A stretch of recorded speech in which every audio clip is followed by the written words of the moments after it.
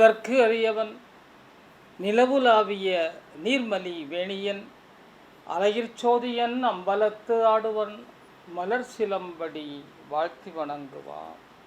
பிள்ளையும் அரசரும் பிரியாது மிளலை தங்க தொல்லையென நாட்டில் மழை தப்ப வான் மயங்க பல் நதியும் வளம் வற்றி மணல் ஓட பயிர் வாட விளைச்சல் குன்றி விளை பஞ்சம் விரிய. பஞ்சம் விரியுதான், விளைச்சல் விரியணும், ஆனால் விளைகின்ற பஞ்சம் விரிய.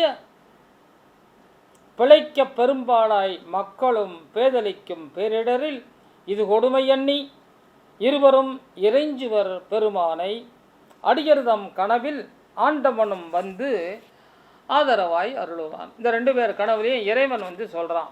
பஞ்சம், பசி, பாதிப்பு, இது அசரீரி, இறைவனது அசரீரி. பஞ்சம், பசி, பாதிப்பு, பாரில் இது இயற்கை, பாரில் இது இயற்கையே. மிஞ்சும் உங்களை இவையோ சோதிக்கும், அடியார்களை இவையெல்லாம் சோதிக்காதுப்பா. அஞ்சலியேன் அரசரே அன்பு சம்பந்தா நெஞ்சார நித்தம் படியென ஆளுக்கொரு பொற்காசு தருவேன். அடியர் பசி தீர்க்க ஆளுக்கு ஒரு பொற்காசு தருவேன், சரிதானே அப்படின்னு பெருமான் இருவர் கனவிலும் வந்து அசரீரி தருகிறார். 2 பேரும் சந்தோஷமாக எந்திரிச்சு பார்க்குறாங்க. மறுநாள் காலையில் அந்த படியில் 2 பொற்காசுகள், ஒன்று நாவுக்கரசருக்கு, இன்னொன்று இவர். இந்த காசு நாவுக்கரசருக்கு முதல் படியில், பின்னால் இருக்கிற படியில் ஞானசம்பந்த பெருமானுக்கு. 2 பேரும் அந்த காசை எடுத்து கொண்டு போய் விற்று அன்றாடம் அரிசி வாங்கி, நெல் வாங்கி, அரிசி வாங்கி, காய்கறி வாங்கி அவரவர் மடத்தில் பசிதி இருக்கும் ஒரு பாங்கினை செய்கிறார்கள். இறைவனை வணங்குவது என்பது, வழிபாடு என்பது பொதுமக்களுடைய பசி. பொதுமக்கள் எங்கேயாவது ஒரு சங்கடம், ஒரு பேரிடரில் மாட்டிக்கிட்டால் அந்த பேரிடரை இருந்து மக்களை காப்பாற்றுவது இறைவன் பணி.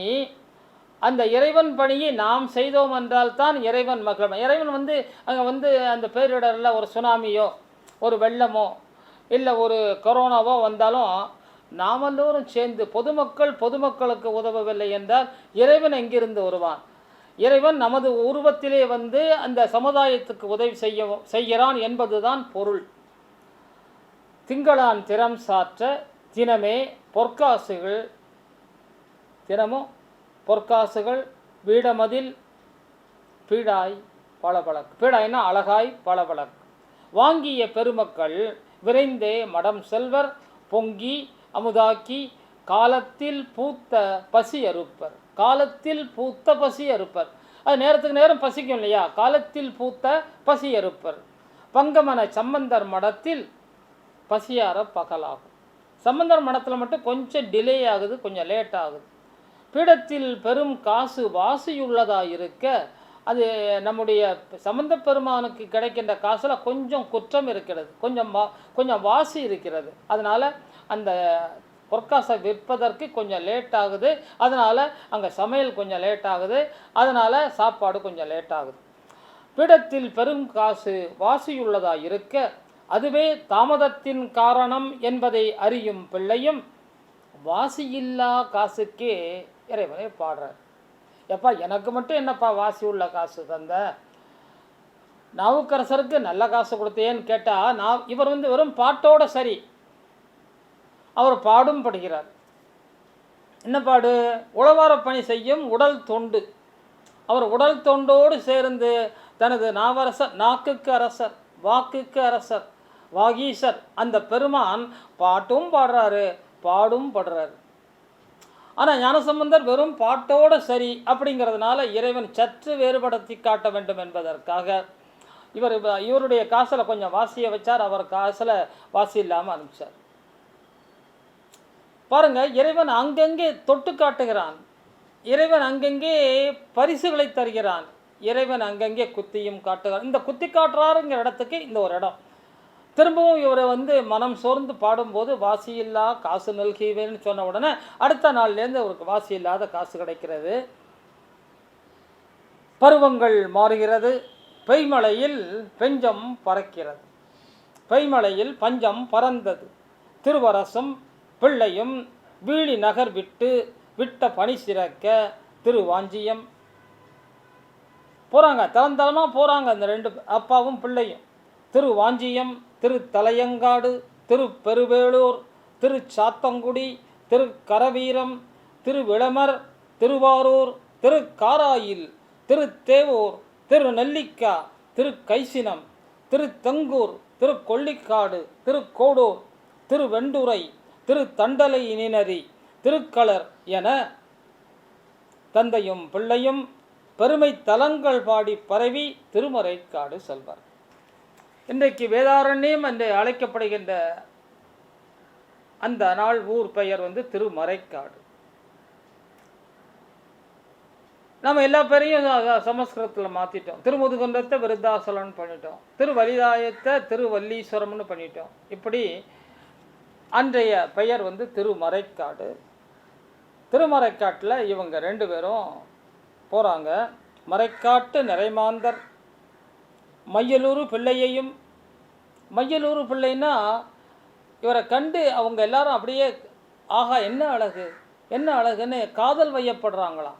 இந்த பிள்ளையை பார்த்து காதல் வயப்படுகிறார்கள். இந்த தந்தையை பார்த்து ஆகா என்ன பழுத்த பழம், என்ன ஒரு தொண்டின் உருவம் அப்படின்னு அவரை பார்த்து மையல் ஊறுறாங்களாம். மையலூர் பிள்ளையையும் மாண்பின் அப்பரையும் காண, மையலூர் பிள்ளை அழகான பிள்ளை, அன்பான பிள்ளை, அறிவான தந்தை, அழகிய ஒரு உடலை தனது கனிமம், அந்த வாரியார் சாமி மாதிரி இருப்பார்னு நினைக்கிறேன். நாவுக்கரசு பெருமான் வாரியார் சாமி மாதிரி ஒருத்தரை நாவுக்கரசர் மாதிரி வாரியார்னு சொல்லலாம். அந்த மாதிரியான ஒருவரை அந்த மறைக்காட்டு மாந்தரெல்லாம் அப்படியே வரவேற்கிறார்கள்.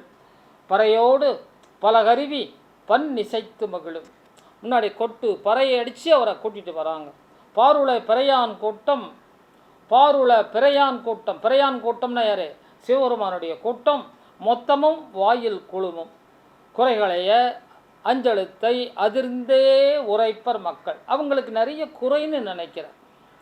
அஞ்செழுத்தை பேசுகிறாங்க. நமசிவாயா சிவசிவ சங்கர சங்கர சிவசிவ ஓம் நமசிவாயா என்று ஒரு அருமையான ஒரு குரலை எழுப்பி இவங்க ரெண்டு பேரையும் அப்படியே தெரு வழியாக வீதி வழியாக அழைத்து வருகிறார்கள். அடியர் சூழ அப்பரும் அரும்பிள்ளை காளியரும் நெடியான் கோவில் காண வழி நடப்பர். போனால் கோயில் மூடி இருக்கும். என்னன்னு கேட்கும்போது எப்போவுமே மூடித்தாங்க இருக்கும். பக்கத்தில் ஒரு சின்ன வழி இருக்குது, அது வழி தான் நாங்களாம் உள்ளே போகிறோம். அது ஏன்பா அதை மூடிய கதவை திறக்கக்கூடாது? இல்லைங்க, வேதங்கள் வழிபட்டு அதை பூட்டி வச்சுட்டு. வேதங்கள் ஏன் வழிபட்டது, வேதங்கள் ஏன் பூட்டி வைத்தது என்று நமக்கு தெரியவில்லை. அந்த சர்ச்சைக்குள்ளே நாம் நுழைய வேணாம். மூடிய திருக்கோயில் பழங்கதவு, மூடிய திருக்கோயில் பழங்கதவு என்றுமே மூடியிருக்கும். திறவா நிலை அறிவர் வாடிய மக்களும் வேறு வழிமாறி செல்லும் வருத்தமுறு இழற்கண்டு இழைப்பர். ரெண்டு பேரும் என்னன்னு தெரியல, ஏன் இந்த மாதிரி ஆச்சு எப்படின்னு கேட்குறாங்க, பார்க்குறாங்க. சரி என்ன செய்கிறது, நம்ம ரெண்டு பேரும் வந்திருக்கிறோம், அந்த கதவை திறக்க முடியுமான்னு பார்ப்போம் அப்படின்னு நினைக்கிறாங்க. அப்புறம் அன்பினில் தலையசைத்து இவர் சொல்கிறாரு நம்ம ஞானசம்பந்த பெருமான், அப்பரே நீர் பெரியவர், நீர் ஒரு பதிகம் பாடும், தமிழுக்கு தலைவணங்குவான் இறைவன், அந்த மூடிய கதவை திறப்பதற்கு நீர் பதிகம் பாடுங்கிறார். சரின்னு பிள்ளை கேட்டதுக்கு மறுப்பு உண்டா? கதவு திறப்பதற்காக அப்பர் ஒரு பதிகத்தை பாடுகிறார். அந்த பாடலின் முதல் பாடல் இதுதான். அந்த பதிகத்தின் முதல் பாடலை சொல்கிறேன். பண்ணின் நேர்மொழியாள் உமைபங்கரோ, பண்ணின் நேர்மொழியாள் உமைபங்கரோ, மண்ணினார் வலம் செய் மறைக்காடரோ, கண்ணினால் உமை காண நான் உன்னை என் கண்ணால் பார்க்கணும்ப்பா, கதவினை திண்ணமாக திறந்து அருள் செய்மினே. இந்த கதவை கொஞ்சம் திறக்க மாட்டையா, அருள் செய்ய மாட்டாயா அப்படின்னு பேசுகிறார். வேதங்கள் என்றோ கதவை தாளிட்டன. 9 பாட்டு பாடிட்டார், கதவு திறக்க மாட்டேங்குது. இன்னும் ஒரு பாட்டு தான் இருக்குது. 9 பாட்டுக்கும் திறவாத கதவம் தாங்க முடியல. யாரா? பெரியவரால் சொல்கிறாரு. வேதங்கள் கதவை என்றோ தாளிட்டன, என் 9 பாடல்களையும் இன்று உன் தாளிட்டேன். தாள்னா திருவடி. இன்று உன் தாளிட்டேன். என் 9 பாடல்களையும் இன்று உன் தாளிட்டேன். வேதங்கள் தாளிட்டன, நான் எனது பாடல்களை உன் தாளிட்டேன். தான் திறவா நிலை என்ன, தாழ் திறவா நிலை என்ன, ஏன் தாழ் திறக்கலை, ஏதும் அடியேன் பால் குறையோ? எம்பெருமானே, 10ஆம் பாடலையும் உன் பாதம் சமர்ப்பிப்பேன். இது என் விருப்பம் இல்லை, திறக்கணுங்கிறது என்னுடைய விருப்பம் இல்லை, பிள்ளையின் விருப்பம். பிள்ளையுடைய விருப்பத்துக்காகத்தான் நான் இந்த பதியங்களை பாடுகிறேன் என்று சொல்லி வேதப்பிள்ளை கமுனியர்கோன் விரும்பிய செயலே ஆளுடைய பிள்ளை அருகாக அவரே சான்றாக எம்பெருமானே இதோ எம் பதிகம் முழுமை செய்வேன்ட்டு பாடுறார். அரக்கனை விரலால் அடர்த்திட்டீர். ராவணனை ஒரு விரலால் அழுத்தி, தன் சுண்டு விரலால் அழுத்தி இமயத்துக்கு கிளை எடுங்க செய்தீர். இரக்கம் ஒன்று இல்லையீர் எம்பெருமானே, உங்களுக்கு இரக்கமே இல்லையா? இந்த கதவு திறக்க மாட்டையா? சுரக்கும் புன்னைகள் சூழ் மறைக்காடரே, சுரபுன்னைகள் சூழ்ந்து இருக்கின்ற மறைக்காடு. சுரக்கும் புன்னைகள் சூழ்மறை காடரே, சரக்க இக்கதவம் திறப்பின்மனே. சரசரன்னு சத்தம் போட்டு இந்த கதவும் திறக்க முடியாதா அப்படின்னு 10ஆவது பாடலாக பாடுறாரு. பதிகம் நிறைந்தது. பெருமக்களெல்லாம் அப்படியே பார்த்துக்கிட்டு இருக்கிறாங்க, என்ன நடக்க போகுது, இந்த கதவு திறக்குமா திறக்காதா, வெறும் பாட்டோட சரியா? பிள்ளையும் நாவரசரும் சிரித்துக்கொண்டே இறைவனை வணங்குகிறார்கள். அஞ்செழுத்து அங்கே அண்டமெல்லாம் நிறைகிறது. தமிழ் கேட்டு தாழ்கதவம் திறக்கிறது. சடசடன் சத்தம். ஏன்னா பழைய கதவு எத்தனையோ ஆண்டுகள், பல ஆண்டுகள், பல நூற்றாண்டுகள் அது மூடி கிடந்த பழைய கதவம். அந்த கதவும் திறக்கிறது. சடசடம் சத்தம். கதவு திறந்து இறைவனை காட்டுகிறது. தமிழ் கேட்டு தான் திறந்த திருக்கதவம் வழியே அமிழ் தமிழ் சம்பந்தன் அப்பர் உடனாக கமல் சிவனடியர் கூட்டம் கடவுள் காணும். திகழ் திரு சிவநாமம் திருக்கோவில் எதிரொலிக்கும். திகழ் திரு சிவநாமம் திருக்கோவில் எதிரொலிக்கும். மறைக்காடரை வணங்கி திரும்பியே, அந்த மறைக்காடரை போய் கும்பிட்டாங்க. திறந்த கதவு வழியை போய் கும்பிட்டுட்டாங்க. திரும்பவும் வராங்க, அந்த வாசலுக்கே திரும்பவும் வருகிறார்கள். மறைக்காடரை வணங்கி திரும்பியே மீண்டும் வாயில் வருவர். திறந்த திருக்கதவம் மூடி திறத்தல் என எண்ணியே. அப்போது ஒரு கதவு போட்டோன்னு வச்சுக்கோங்களேன், அந்த கதவு மூடணும் திறக்கணும் இல்லையா? அதான் அப்போ தான் அது கதவு. அந்த திறந்தே இருந்தால் கதவு தேவையில்லையே, திறந்து மூடுவதில் தான் கதவு. எனவே திறந்துட்டேங்க, அப்பரே நீர் திறந்து விட்டீர். அவர் சொல்கிறார் பிள்ளை பெருமானை நோக்கி. அப்பர் சொல்கிறாரு, நான் திறந்துட்டேன் ஐயா பிள்ளை பெருமானே, இது மூடுறதுக்கு ஒரு வழி வேணும். அதை மூடி பார்க்குறாங்க, அது மூட வரலை. ஏன்னா ஹார்டு துருப்பிடிச்சிருக்கு, அழுக்கு சேர்ந்துருக்கு. அதனால் இவரை பாடின பாட்டுக்கு திறந்தாச்சு. திரும்பவும் அது மூடணும், திறக்கணும், மூடணும். திறந்து மூடுகின்ற கதவாக, அன்றாடம் பயன்பாட்டுக்கு உரிய கதவாக இருக்க வேண்டும் என்று அப்பர் பெருமான் நினைக்கின்றார். பிள்ளை பெருமானை வேண்டுகிறார், நீங்கள் மூடுறதுக்கு ஒரு பாட்டு பாடுங்க.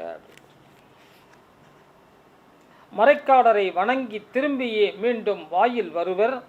திறந்த திருக்கதவம் மூடி திறத்தல் என எண்ணியே அப்பரும் புகழிப்பிள்ளையிடம் இது சொல்ல காத்திருக்கும் கவுனிய கன்றும். புகழிப்பிள்ளை கவுனிய கன்று அப்படின்னு சொல்கிறதெல்லாம் ஞானசம்பந்த பிள்ளையை தான் சொல்கிறேன். அரசரின் ஆவல் நிறை செய்ய கைத்தாளம் இட்டு வானொலியாய் பதிகம் துவக்குவார். கையில் தாளம், எப்போவுமே அழகான ஒரு தாளத்தை வச்சுருப்பார். யார்? ஞானசம்பந்த பெருமான். ஞானசம்பந்த பெருமானுக்கு அடையாளமே அந்த கைத்தாளம்தான். அப்பர் பெருமானுக்கு எப்படி அந்த தோசை திருப்பி உளவார பணி அடையாளமோ, அது மாதிரி கைத்தாளம்தான் ஞானசம்பந்த பெருமானுக்கு அடையாளம். அந்த ஞானசம்பந்த பெருமான் அந்த பொற்றாளம், அந்த பொற்றாளத்தை தட்டி ஒலி எழுப்பி பதிகத்தை செய்கிறார்.